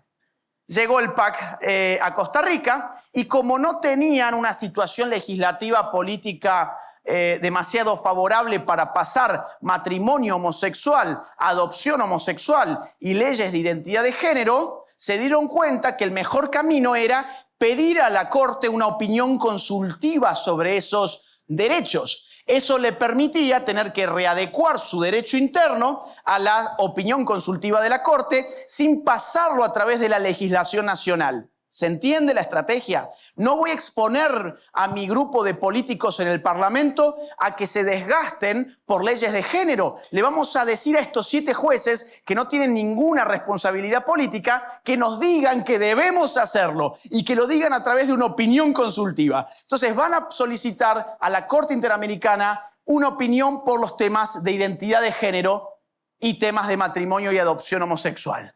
Miren lo que responde la Corte. 2017. Los estados deben garantizar que las personas interesadas en la rectificación de la anotación del género o, en su caso, a las menciones del sexo, en cambiar su nombre, adecuar su imagen en los registros y documentos de identidad de conformidad con su identidad de género autopercibida, puedan acudir a un procedimiento o un trámite enfocado a la adecuación integral de la identidad de género autopercibida. B, basado únicamente en el consentimiento libre e informado del solicitante, sin que se exijan requisitos como certificaciones médicas y o psicológicas u otros que pueden resultar irrazonables o patologizantes. C, debe ser confidencial. Además, los cambios, correcciones o adecuaciones en los registros y los documentos de identidad no deben reflejar los cambios de conformidad con la identidad de género. D, debe ser expedito y en la medida de lo posible debe tenderse a la gratuidad. Y E, no debe requerir la acreditación de operaciones quirúrgicas y o hormonales. Esto es exactamente lo que vimos en los informes de la CIDH. La fuente de las interpretaciones de la Corte están en consonancia con lo que va publicando como estándares de derechos humanos la CIDH. O sea, resumen, la identidad de género en opinión consultiva de la Corte es un derecho humano, por más que no aparezca en ningún tratado de derechos humanos de OEA. Y además, no puse esto, pero además, el matrimonio, el mal llamado matrimonio homosexual y la adopción homosexual son también derechos humanos según la Corte Interamericana. En opinión consultiva Costa Rica, que hace extensiva a todos los estados de OEA. Vamos a la próxima. ¿Cómo se financia la Corte? Bueno, ya habíamos visto que había un porcentaje muy importante de fondos que no provenían de OEA. Dentro de esos fondos que no provienen de OEA, vamos a la próxima, que tengo ya poco tiempo, dentro de esos, miren el aporte que hizo España en el año 2017. Envió casi $220.000. ¿Para qué? No solamente uno pone plata en la Corte, sino que le indica a la Corte para qué le está poniendo la plata. Esto es una cosa tremenda. Le das plata a una Corte y le decís, oigan, yo quiero que ustedes con esta plata hagan esto. Dice lo siguiente: proyecto mantenimiento de las capacidades de la Corte IDH para resolver casos y opiniones consultivas que contribuyan a la protección de grupos vulnerables, fundamentalmente aquellos que tienen que ver con identidad de género y temas de sexualidad. O sea, la plata que en el año 2017 le puso España terminó apoyando una opinión consultiva que se produjo hacia fines de ese mismo año. Nuestra Corte Interamericana está a la venta. El que quiera tener una influencia allí simplemente tiene que ir a poner dinero. Vamos a la próxima. Hasta acá estos ejemplos. Yo lo que pretendí en esta conferencia, y ya vamos cerrando, es que ustedes entiendan la naturaleza y el alcance del problema. La naturaleza del problema se llama globalismo. Es cuando ya no rige los destinos, ya no manejan los destinos de una nación, el cuerpo político de esa nación, porque es desprovisto de su soberanía, y cuando las naciones quedan merced a las decisiones de organismos que están por fuera de ellas. Ustedes me dirán, bueno, esto es imperialismo entonces. No, porque el imperialismo, muy propio del siglo XIX y algo del XX, el imperialismo suponía un Estado guiando los destinos de otro Estado subordinado. Ahora ya no es un Estado dominando otro Estado. Ahora es organismos no estatales. La OEA es un organismo supraestatal, es regional, o por ejemplo la misma ONU es un organismo literalmente global que empieza a dominar la política y el derecho de las naciones. ¿Cómo entonces vencemos al globalismo? ¿Cómo vencemos esto? Próxima. Tengo muy poquitos minutos y vamos a cerrar acá. Primero, familias educadas. Lo nuestro tiene que ser de abajo hacia arriba. Necesitamos que los padres de familia se comprometan con la educación de sus hijos. Y cuando decimos educación, lo decimos en términos tan amplios que abarcan también la política. Reintroduzcan la política como discusión en la mesa del hogar. Pero claro, para poder discutir de política, el padre tiene que tener una formación para dar el ejemplo en la mesa. Es decir, vas a abrir el debate, vas a abrir la conversación política, pero tu hijo te tiene que admirar. Y para eso, miren, hay gente que a veces me dice, ay, cómo me gustaría tener tu inteligencia. En realidad no es inteligencia, es simplemente meterle. Es trabajo, no es algo que apareció, digamos, no, es haberme metido en estas cosas. Métanse en estas cosas. Ustedes ya han dado un paso muy importante, que es venir a estas reuniones, venir a estos congresos, venir a estas conferencias. Ustedes habrán visto que es un tema áspero, es decir, no venimos aquí a hacer una especie de stand-up y a reírnos un poco. Es un tema áspero, necesita mucha concentración, necesita estudio. Pero en la casa, cuando uno realmente se mete con estos temas, puede educar políticamente a sus hijos. Y el día de mañana tu hijo en la escuela, el profesor no lo va a deslumbrar por su conocimiento político, porque su padre va a ser realmente mucho más deslumbrante de lo que es el profesor en el aula. Y ahí no va a haber una sustitución, digamos. No va a ser que a tu hijo te lo va a robar el profesor que tiene tanta acogida entre los alumnos. No, tu hijo va a tener las cosas muy claras y probablemente se ponga a debatir con el profesor. Entonces, recomendación, por favor, familias. Estamos en tiempos decisivos. Nosotros estamos viviendo ahora un punto de inflexión. El Estado moderno, dijimos, tenía fecha de nacimiento, pero también puede tener fecha de defunción. El momento de la defunción se quiere producir ahora mismo. Nos ha tocado a nosotros vivir en este tiempo, en el tiempo del ocaso de la nación, del Estado nacional y por lo tanto en el ocaso de nuestra democracia y de nuestras libertades fundamentales. Si no empezamos por lo más bajo, o sea, bajo en el sentido de abajo hacia arriba, que es la familia, mal podemos querer llegar a la cúspide. Empecemos por lo que está abajo, lo que nos es próximo, con los que compartimos todos los días. Vamos a la próxima. Iglesias despiertas. Necesitamos que el pueblo cristiano, en un sentido muy amplio, ¿no? O sea, no esta iglesia o aquella iglesia o esta denominación o esa denominación. No, el pueblo cristiano que ha definido los fundamentos de la civilización occidental despierte y reclame lo que es suyo. Nos han metido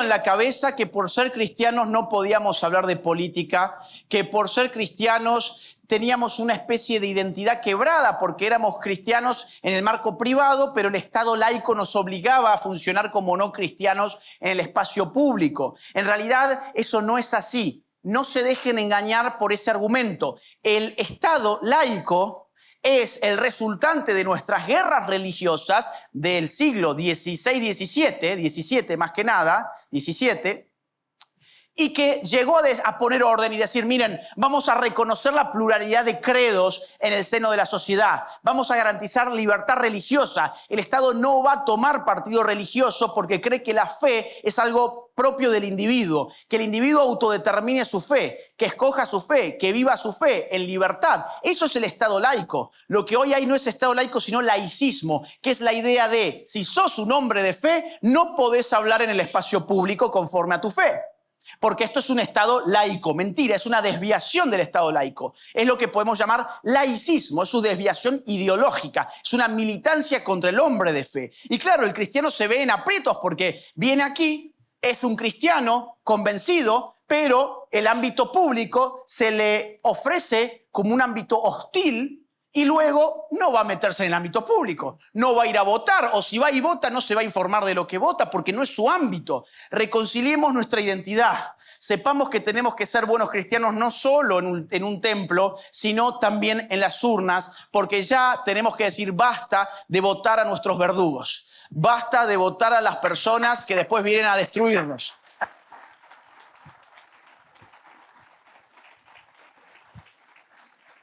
Vamos a la próxima, por favor. Iglesias despiertas, es más, voy a decir algo más de las iglesias despiertas.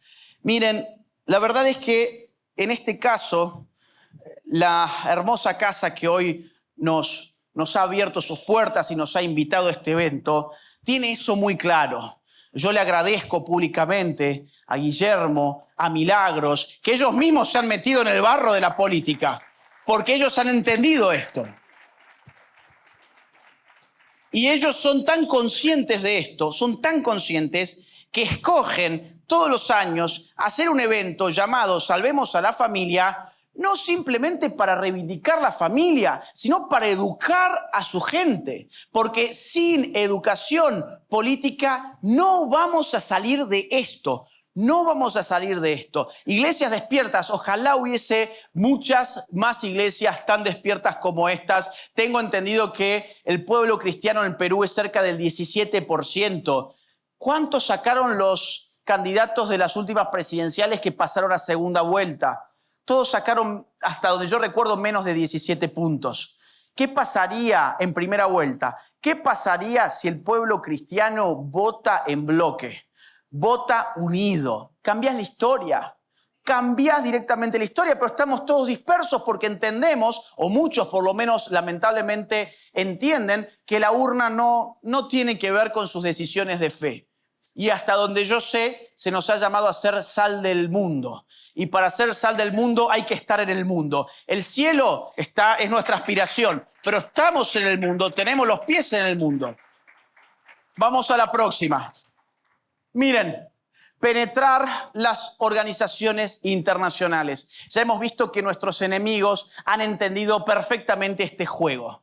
Ellos se han metido en las organizaciones internacionales. Ellos en cada Asamblea General de OEA, en cada reunión anual de OEA, ellos van, inscriben sus ONGs, aparecen con sus pancartas por el aborto, aparecen con sus banderas LGBT, aparecen con sus pañuelos verdes, aparecen con sus demandas de restricción de la libertad de expresión en las redes sociales. Y nosotros estamos habitualmente fuera de ese juego. Necesitamos organizarnos para mandar comitivas a estos encuentros que en principio son relativamente abiertos, o por lo menos, si nos organizamos, podemos penetrarlos como ellos penetraron esos espacios. Ya hay iglesias que los están haciendo. Este año hubo una discriminación contra las iglesias evangélicas que fue tremendo. Les dejaron sin cupo. No hay que bajar los brazos. Hay que continuar pidiendo y ensanchando los cupos que nos pertenecen. Próxima,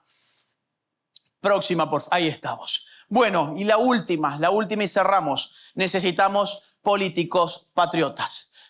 Al final del día, recuperar la soberanía nacional está en manos de los que llegan a la cúspide del poder estatal. ¿Cómo ha funcionado la agenda globalista?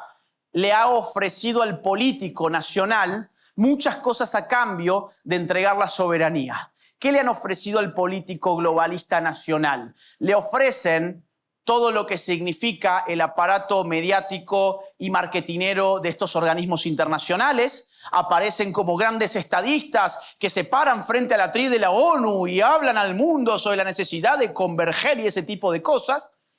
Además, le ofrecen una agenda que al político le permite expandir los tentáculos del Estado por todas partes. En nombre de la Agenda 2030 puede expandir los tentáculos del Estado hacia todos lados con la excusa de que está cumplimentando con la Agenda 2030. Les dan buena prensa, buena imagen, pero eso es lo que nosotros tenemos que aprender a despreciar. Necesitamos políticos patriotas que defiendan la patria antes que su imagen personal, que estén dispuestos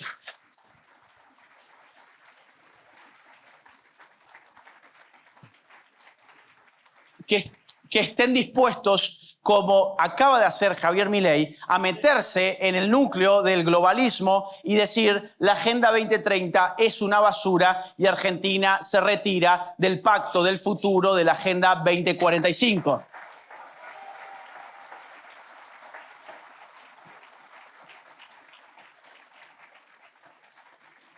¿Cómo se logran políticos patriotas? Los tenemos que producir nosotros. Miren, no hay otras, tienen que salir de nuestro seno. No va a aparecer alguien Y sería incluso hasta un poco desconcertante y llamativo que alguien que ni siquiera tenemos idea quién es caiga del cielo a decir yo soy el político que va a combatir esto. Nosotros tenemos que producir esos políticos patriotas. Nosotros tenemos que ser los que nos metemos en el Estado, empezamos a pelear desde adentro y tratamos de llegar a ámbitos de decisión pública que permite expulsar a los globalistas de las decisiones de nuestros pueblos. En las elecciones votemos unidos. Yo sé que todavía falta aquí. Todavía falta para las elecciones, pero tenemos que empezar a pensar ya en eso. Votemos unidos. Hagamos comprometer a un candidato a que va a quitar todas estas disposiciones. Tratemos que ese candidato mejor todavía salga de nuestro seno. Peleemos en política porque al final la decisión se toma allí. Familias, iglesias, nos metemos en organismos internacionales y la peleamos para acceder al poder del Estado y sacar a los globalistas. En Argentina se logró y en Perú se va a lograr sin lugar a dudas. Muchas gracias. Muchas gracias. Una más, por favor.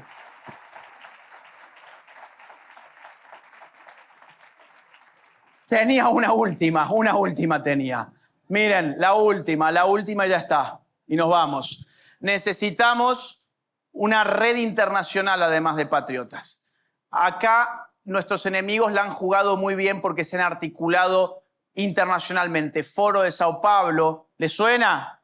Grupo de Puebla, todo ese tipo de organización internacional nosotros tenemos que forjarla. Ya tenemos un cierto paraguas, por ejemplo, con el Foro de Madrid, que ha sido creado por Vox. Sería muy, muy bueno que nuestra gente, cuando se hace, por ejemplo, el Viva, que es uno de los eventos del Foro de Madrid, o la propia reunión anual del Foro de Madrid, nuestra gente vaya ya, se haga presente, nos conozcamos. Tenemos que entender el CIPAC. El CIPAC es otro foro muy importante. Si podemos hacernos presentes allí, créanme, eso es muy importante, empezar a conocernos entre nosotros. Miren, hay algo que es cierto, que es que frente a un enemigo global no vamos a vencer si nos partimos en identidades nacionales. Tenemos que resguardar nuestra identidad nacional, seguro, pero dado que tenemos el mismo enemigo, tenemos que articularlos. Peruanos, chilenos, argentinos, norteamericanos, españoles, paraguayos, todos tenemos que estar unidos, sabiendo quién es el otro, conociendo lo que pasa en el terreno del otro, listo para actuar cuando sea necesario. Red Internacional de Patriotas urgente, ya existen como embrión, hay que apersonarse allí, conocer, participar. Una más, por favor. Y por último, miren, un chivo, como decimos en Argentina, un pulicherry, como dice Miklos. Estoy lanzando el nuevo libro. Es un libro que me tomó un muy buen tiempo. Trato el tema que hemos visto en esta conferencia y ahora está en preventa para el Perú con un descuento. ¿Qué significa esto? Que el lanzamiento es el 15 de octubre. A partir del 15 de octubre ustedes van a ir a Crisol y ese tipo de librerías. Virrey, creo que hay otra y así. Y lo van a ver con un precio que en realidad es mayor al que se ofrece en preventa. Con lo cual te lo mandan a tu casa y encima vas a pagar menos. Ayuden a difundir estos libros. Esta literatura cuesta mucho trabajo hacerla. Son 600 páginas y es una disputa que les estamos dando a nuestros enemigos en el terreno literario que siempre fue dominado por ellos. Si quieren formarse en estos temas, los invito a leer y difundir el nuevo libro que se titula Globalismo, Ingeniería Social y Control Total en el siglo XXI. Y ahora sí, nos vamos. Qué tarde. Gracias.